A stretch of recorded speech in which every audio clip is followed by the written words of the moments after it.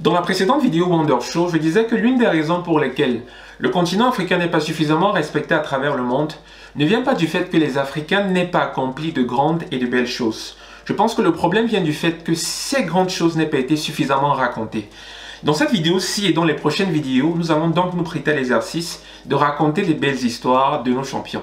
Dans cette vidéo-ci, nous allons raconter l'histoire d'un champion qu'on ne présente plus, j'ai nommé Aliko Dangote. Je pense que ce sera intéressant, ce sera du Wonder Show. My name is Kevin Wonder, here we go.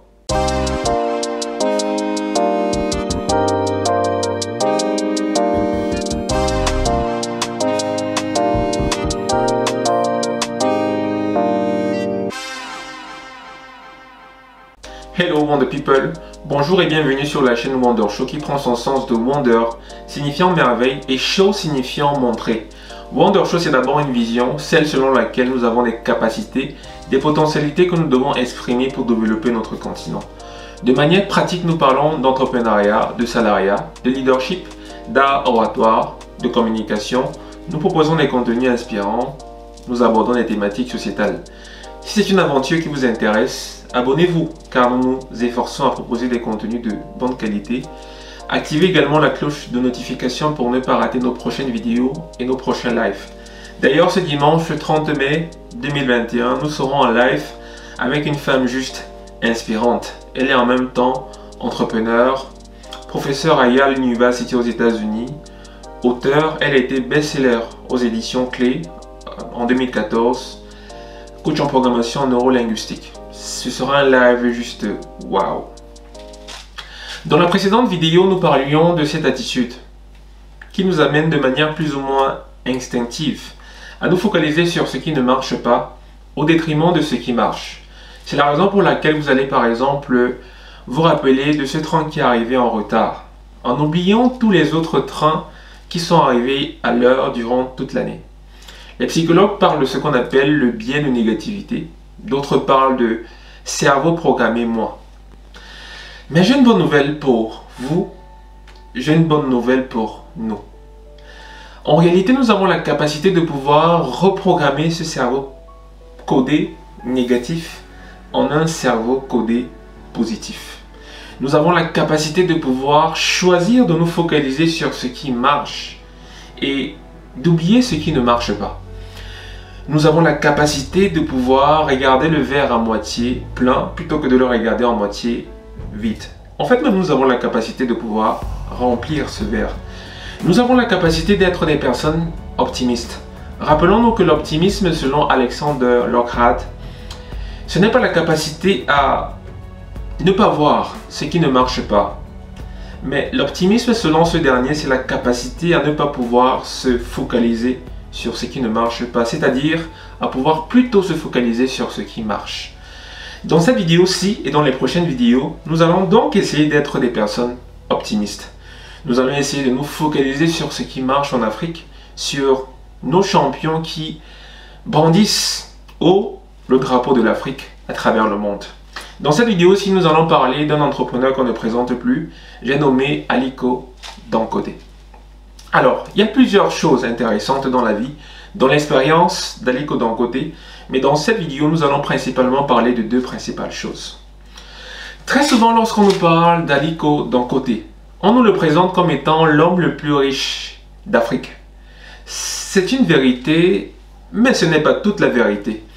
En réalité, Aliko Dangote est aussi l'homme noir le plus riche à travers le monde.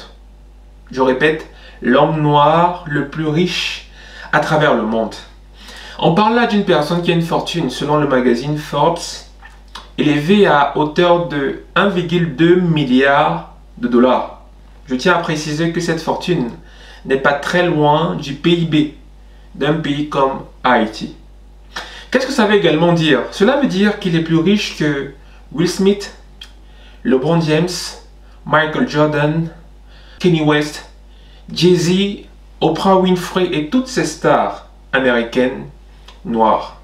Et ce qu'il y a de plus important, au-delà de l'argent, en réalité, c'est qu'il a réussi à bâtir, à avoir ce succès en Afrique et uniquement en Afrique.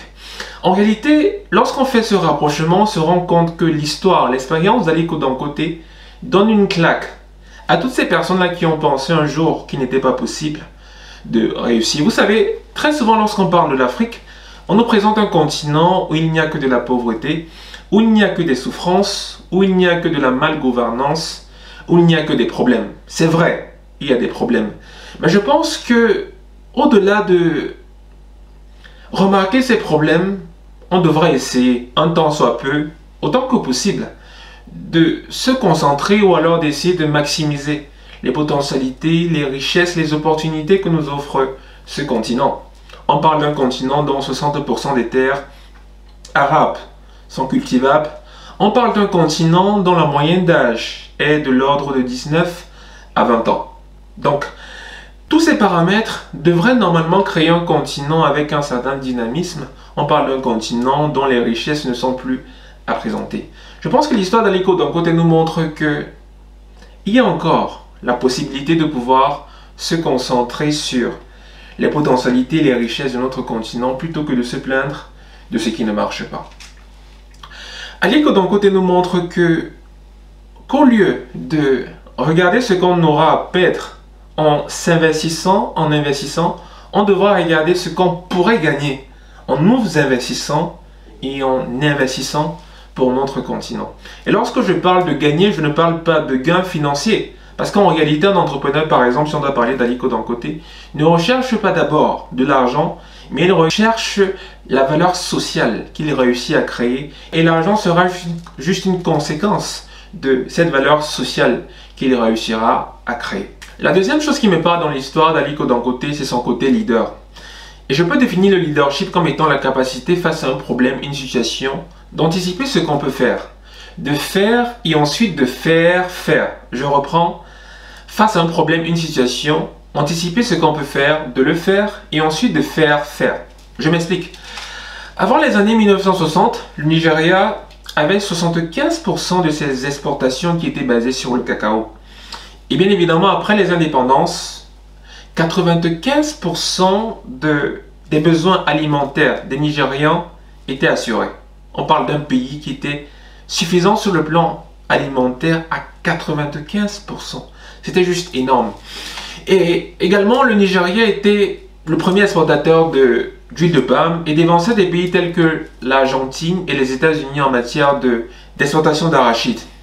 On peut donc voir que l'agriculture, en fait, allait faire les beaux jours de ce pays.